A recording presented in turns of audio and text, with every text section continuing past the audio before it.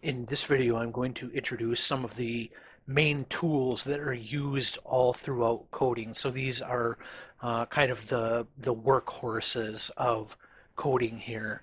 And in particular, those are the if and else if statements, the switch statements, then the for and while loops. In this video, I'm going to primarily focus on the if and else if because those are used a lot. Switch isn't is used as much, at least not in my experience, than the for and while loops, and as we'll see, the for each loops.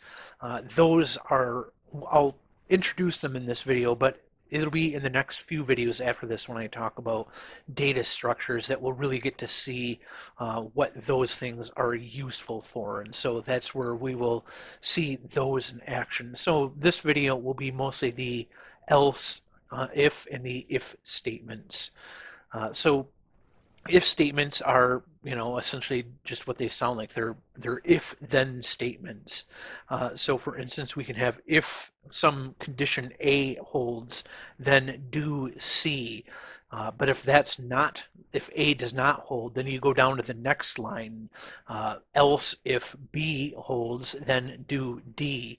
And so these are conditions here. And so when it's true, you go down and do the action. When it's false, you sort of continue down the code to the next sort of else if or else statement, and then sort of assess whether that if statement is true, and then you either do the action or go down to the next line of code.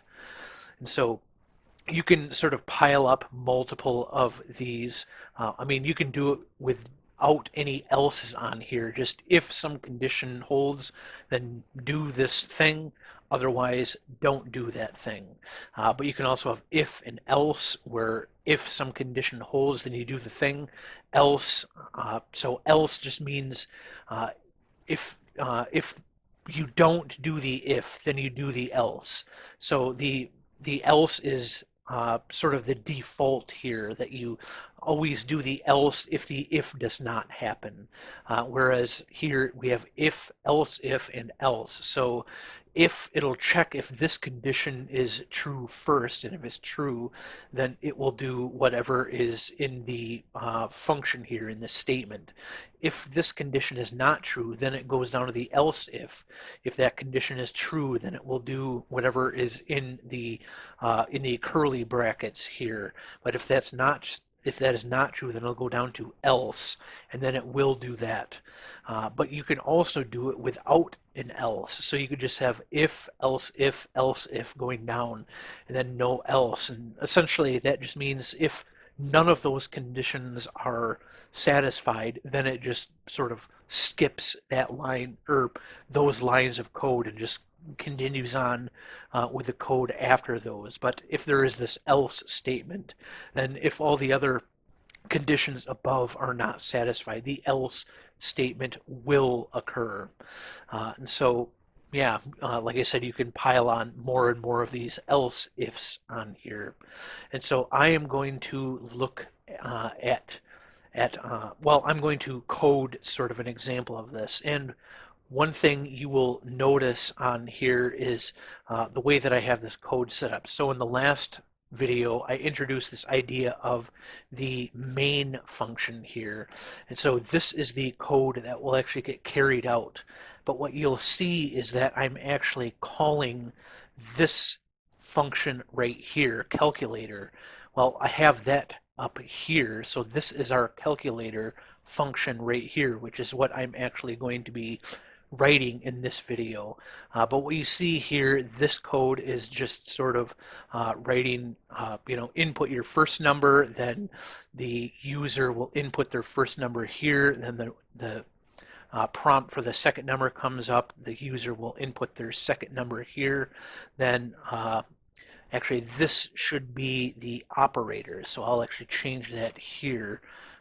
operator.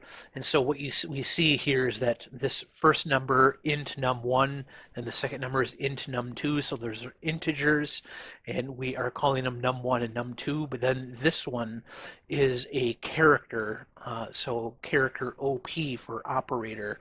And so the user will input a character, so just a single character, which will be either plus, minus, multiply, or divide.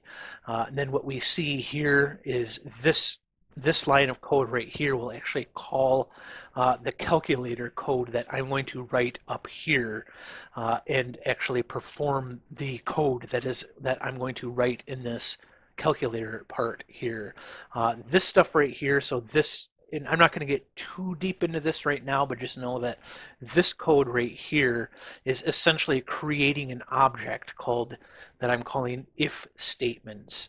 So it's essentially creating an object out of the instructions in this if switch statement class right here.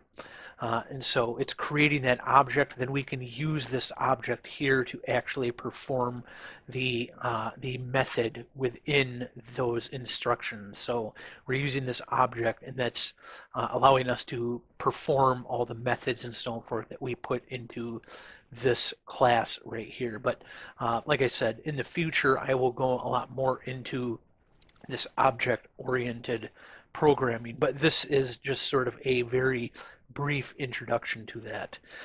And so I'm going to start. So we want to actually perform our mathematical operations. And so the other thing to notice up here is with this method, I actually have these inputs here, which are what are being input into it right here. So we want one to be an integer, one to be a character, and the other one to be an integer. So we're putting the num1 that the user will make there, the operation that they want to use, and then the num2 that they will put there. And then this right here is telling us that we will return an integer. So in the past, well, I guess in the one video I've made before this, we've been using this void right here, which does not have a return value. And so this one, it'll actually return an integer, which then, if we wanted to use another method, could actually take that integer and do something else with it. But we won't get too much into that here. And so we're going to use some if and else if statements to actually perform these operations. And so what we want is that if, so we have OP because we want to perform a certain operation depending on what this operator that the user inputs in is. And so we will put that in as a character like this. So if OP is equal to, and so we want to use this equal to because this is our logical equal to. It's saying that OP being equal to this plus sign, this is saying that if that is true, then we do this. If it's false, we will not do this. And so we want to use this double equal sign, where the single equal sign is just to assign things to variables. So we'll go down here. So then we will do double result equal, and then we'll cast to double so that we can take into consideration if there are decimal places in this. Then we'll do num1 plus num2, put a semicolon there to tell us that we are finished with that statement, and then we will return result. So we want to put this keyword return in here so that we're actually returning a value. But what you'll probably notice here is now it's saying that we cannot implicitly convert type double to int. And that's because I have cast this as double, but I put this here as int. So our output is int. So what we could do is instead change that to double. And so that gets rid of that error there. And so now we are returning our result here. And so then we can go down to the next line here. We can do else if OP is equal to negative. See, now it's already sort of anticipating what I want to do. You can just click the tab there and it will actually put that into there. And so this is saying that we don't even have to return, we don't have to make this thing called result because the method itself is what will actually return what we are getting here. But I'm going to use double result equals double. Then we can do num1 minus num2 there. Then we can go down here. We can use else if OP is equal to, and we actually want to use a single quotation there. We will put in our curly brackets. We'll do double result equals double. And so now, well, now it's anticipating that we want that, but that's not what we actually want. So we're going to do num1 times num2. We'll put a semicolon there, then return result. So that will return our result there. Then we'll do another one. So else if, and so for this one, what I'm actually going to do is OP double equal, then we will do a divide there. But now, so we want it so that that we don't have division by 0 going on here. And so what I'm actually going to do is and num2 is not equal to 0.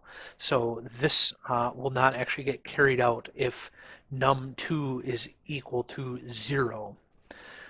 So then, yeah, this is already anticipating what I want there. Then return result. All right, and now in case we do have a division by 0, so else if OP is equal to divide and num2 is equal to 0, what we actually want to do then is we will so we will put this here. We'll just say for instance console dot write line, and we'll say error cannot divide by 0. Then we'll put that there. We need to do a return, so I'll just do a return 0 here. And then we can put an else here. So else, so anything else that we do, we can do console.writeLine, then we'll do undefined. So in case the user, for instance, puts in, like a bunch of letters or something that this can't actually handle. So return, so we'll do -1 there. So this is telling me that this doesn't exist, so I must have misspelled something somewhere. Yep, so we can go up here. We see that I misspelled that. And so it looks like, oh, so now it's saying that, yeah, so I have this as int, so we can change that to double result. That should get rid of that. So now it looks like we have no errors, and so we can actually test this code. So I'll click that. This will pop up. So first number 5, second number 2, then we'll do plus. Well, I didn't actually do print of this, so what we want to do is console.writeLine result. Now it'll print out so 5, 2 plus, and so that gave us 7 as we would expect. So we can also do 10 2 divide, that gives us 5. So now we can test it to see what happens if we try to divide by 0. So error cannot divide by 0. Uh, so yeah, this is the using the if, else, if, and else statements. So we can also test our else statement. So I'll just put in, well, that actually didn't work. So I think if we so input string was not correct format. So it's already just throwing us an error if I put that stuff in. So I mean, that's what I was trying to catch here, but it wasn't actually catching it before it happened. And that's because I have this up here where this is calling this an int, and I was saying int num1 is equal to this, and I was putting in a letter, and so that was why it's throwing that exception there, because I was trying to put a letter in for this int right here, and so that was throwing that exception there. But we can see that for if we're putting in these things in here, we are getting the right answers if we're actually putting in the correct type of data on there. But anyway, that is if-else statements. I do actually have the code that I just wrote right here with these comments on here saying what's going on. So if you wanted to look at that on your own in a little bit more detail, you'll find this link to in the description down below. All right, so we have switch statements. So switch statements are very similar to if and else if statements, but they're a little bit more rigid. So essentially what it is, so we have this main here, then we just enter a grade. And so if we enter this grade, then this will look for if we entered an A plus, and it will continue down here, and then it will write distinction. And then we see this keyword here, break. So that's telling the code to stop right here. So if this case is actually the case, then it wants us to break right here. Whereas if we put a B in here, for instance, it would skip this because A plus, so B is not an A plus, so that's not the case. B is not an A, so that's not the case. It'll go down to here, it'll see B, and then it will print this out and give us a then break, which will cause the this switch code here to actually stop. And so I actually have that written right here already. And so what we can actually do, so one thing that'll happen, so I have these in the same project here. If I try to write another main, it will throw me an error because there's already a main, and so it wouldn't know which main to actually use. And so what we can actually do is turn this into a comment here. So you can turn an entire block into a comment by putting this slash star then star slash around it. So now this main method here is not actually being used. Okay, and so now I have this fixed where we have just these console.write lines, and then we have the breaks in between here to tell us to stop after each one of these. And so we can test this if we put a plus in, distinction, if we can try a C, that gives us C grade, so it's printing out C grade here. If we put a D in, that gives us fail. So default is sort of the else here, where anything else we put into here, this will just be the default. It'll say fail from there. And so yeah, those are switch statements, which as I said are very similar to the if-else statements. So the other kind of workhorse that we are going to be using in coding are these loops. So for loops being one of the main ones. And so these go through iteration. So it performs an action multiple times. So we start here if we have, say, x equals 0, and then this is looking for when x is greater than or equal to 5. Well, when that's not the case, we can go down here. We increase x by plus 1. It goes up here. Is it equal to 5 or greater than or equal to 5? No, it's 1. And so it'll keep looping around here until it gets to x being equal to or greater than 5. Then when that's the case, it will come out of this loop and then continue on in the code. And so we see here that we need three different things in order for this to work. So we have the for loop here, which starts like this. We have statement 1, statement 2, statement 3. So statement 1 is telling us our starting point. So we see up here in this code here that this could be I equals 1. So we're using I as our iterator here. And the statement 2 is essentially what we're looking for. It's this part right here. And so up here we're seeing that this is I less than 5. So this will keep looping until it gets to well, as long as I is less than 5, it will keep doing that. Once that becomes no longer the case, then it will stop.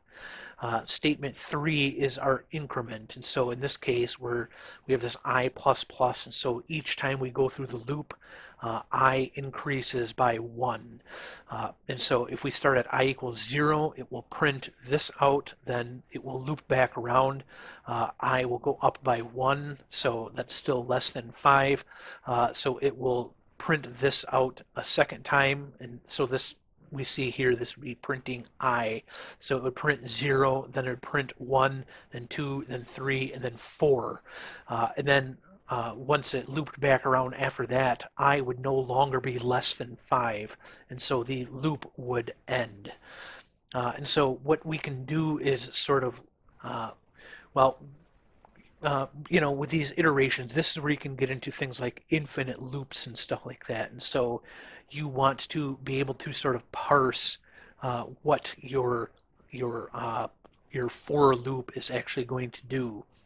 And so we can look at this. And so one thing to also notice here, so this one is pretty straightforward as we saw above. This one is a little bit different. So now we are decrementing I by 2. And then this one we see that we actually have two different variables here. So we have I and j. And so as long as I is less than or equal to j, then this loop will continue going.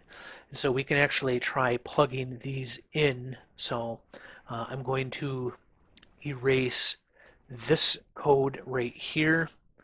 And so what we actually want to do, so we can just put that in there, we will do console.writeLine I. So this is our first one here, so we can do that. We see that this just prints out starting at 3 all the way down to 100. So we see that started at 3 as long as it's less than or equal to 100, and I is incrementing by 1 each time. That's what that I++ does. But then we can try putting this one into here, so we can sort of switch this out right here. And so now when we click this, we see that this starts at 100 and it decrements by 2 each time. So we go from 100 to 98 to 96 to 94 and so on down to 0. So that's what this one is doing, where we start at 100 as long as I is greater than or equal to 0, and then we decrement by 2 each time. All right, so then we can actually do this one here. So we will get rid of this, put this one in here, and we can then we can actually do something like this just so we can tell them apart. So I equals, and then we'll do that. We'll take this. We'll do another one for j so that we can actually see which one is which. we will do that. So we have I equals 1, j equals 3, then I equals 2, j equals 2. And so we see that I is starting at 1, j is starting at 3, as long as I is less than or equal to j. So that's why they go to 2, and I is incrementing by 1, and j is decrementing by 1 each time. There is also, you can do nested loops. So nested loops are not, well, you want to use them as sparingly as possible is what it comes down to. So we can have I less than, and we'll say 10, then we will do I plus plus, then we can take this, copy it, put it here, we'll do j, j, and j, and then we can do console.writeLine, and we'll just do j here. And so we see we go from 0 to 9, then it starts over 0 to 9, and it'll do that 10 times. So because I is also going from 0 to 10, and for each I, we cycle through this j 10 times from 0 to 9. And so that's how you can see, that's why you can see doing these nested loops can end up using a lot of processing power, because once you start doing like really big loops, so we could put this 100 and then put this 100, you start you see that now we can actually watch it sort of printing out in real time, because it takes a lot of time to actually go through each of those. So there is a lot of numbers here. And so that's why these nested loops are something you want to use as sparingly as possible, because you can really just explode the number of processes, of operations that you have to do when you start doing these nested loops like this. But anyway, yeah, so the while loop, this is, I mean, it's very similar to the for loop, except now it's essentially the for loop, where you kind of break things apart into 3 steps, rather than having it kind of all nice in this parenthesis right here. But so this int I equals 0, that's very similar to our int I equals 0 here. Then while, and then the I less than 10, that's essentially what we have going on in this second statement here. Then you have to have this incrementer, which is essentially what we have going on in this third statement here. So yeah, this code right here would be very similar to just for int I equals 0, while I is less than 10, I plus plus. So at least in my limited experience with coding, I haven't run into while loops used that often. For loops are just, I don't know, they're a lot easier to use. To me, at least, they seem more intuitive, and it seems like it's not as easy to make a mistake with a for loop, because here, you might forget to put this I plus plus here, or you might forget to, put this initialization here, and then it's going to throw some exceptions, and you have to go back and find what you did wrong. Where here, the for loop has it all kind of nice and put into this, this bracket here, this parenthesis here for you, so you can see kind of in one place what's actually supposed to be happening for this. But anyway, I hope you found this video helpful, and I will see you in the next one.